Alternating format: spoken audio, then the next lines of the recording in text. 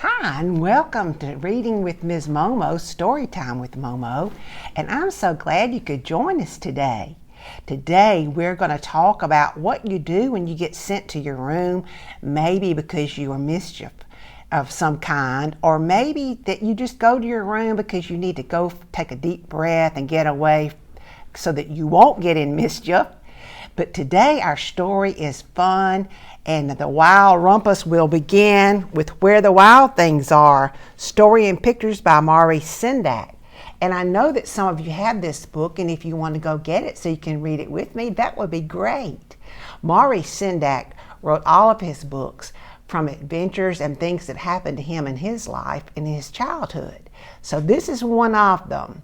Maybe you could start writing down things in a journal so that one day you could write your own book. Now we'll go for our reading. Where the Wild Things Are, Story and Pictures by Mari Sendak. The night Max wore his wolf suit and made mischief of one kind. Oh my goodness, look at him. He's ready. He's got a hammer and he's hammering up a screen. And another, and here he has a fork and he's chasing the dog. Oh my goodness, he's being naughty. His mother called him, "Wild thing!" And Max said, "I'll eat you up." And he was sent to bed without eating anything. That was disrespectful to his mother, wasn't it? Let's don't ever be disrespectful to our parents. But here he is, he got sent to his room without any supper. That very night in Max's room, a forest grew. And look, the forest is beginning to grow. He has his eyes closed. He's using his imagination. A forest didn't really grow in his room. He's imagining it. And the forest grew. Look at all those trees. He doesn't even have a bed in there anymore because it's just a big forest. And he's loving it. He's starting to smile. And grew until his ceiling hung with vines, and the walls became the world all around.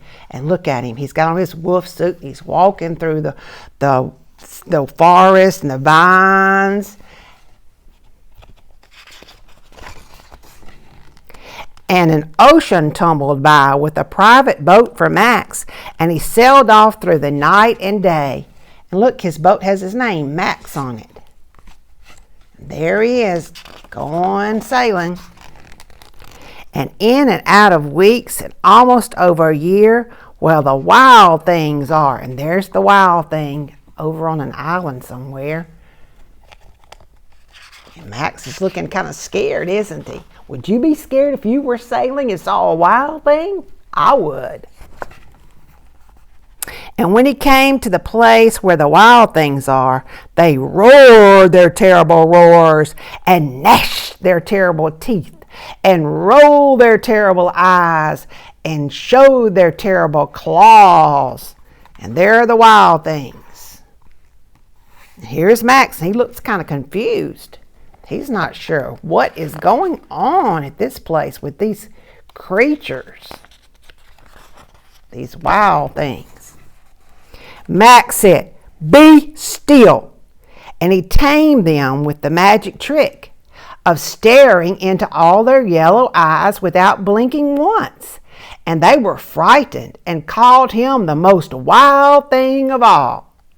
Have you ever had a staring contest and tried to stare down somebody? That's what he did with them. He stared them down and scared them.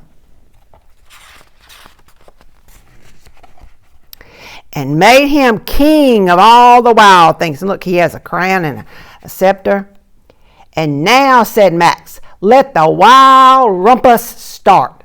Rumpus is a big old party. Everybody dances and has a good time. So he told them, let the wild rumpus start. And look, they're all dancing and singing under the moonlight, having a good time.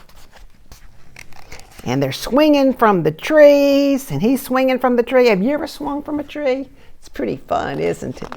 They're having a good time. And look, here they are. Now he's riding on them. They're having a parade, a wild rumpus parade with all the wild things.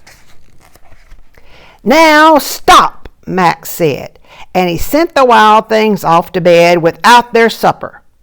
And Max, the king of all wild things, was lonely and wanted to be where someone loved him best of all. Then all around, from far away, across the world, he smelled good things to eat. So he gave up being king of where the wild things are. He was lonely and he wanted to be loved. And so he was going to give up the wild things.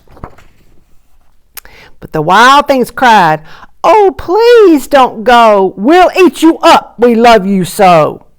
And Max said, "No." The wild things roared with their terrible roars and gnashed their terrible teeth and rolled their terrible eyes and showed their terrible claws.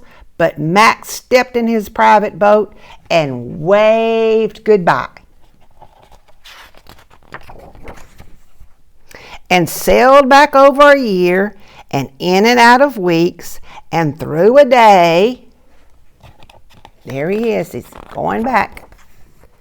And into the night of his very own room, where he found his supper waiting for him. There it is. And look, he just can't believe it. And it was still hot. You know, this story teaches us lots of lessons, and I wrote down some of them because it was so many I couldn't even remember them. You know, how do you feel if you've ever been sent from your room to your room? Did it make you feel sad, or did you use your imagination? Sometimes we just have to use our imagination to survive, don't we?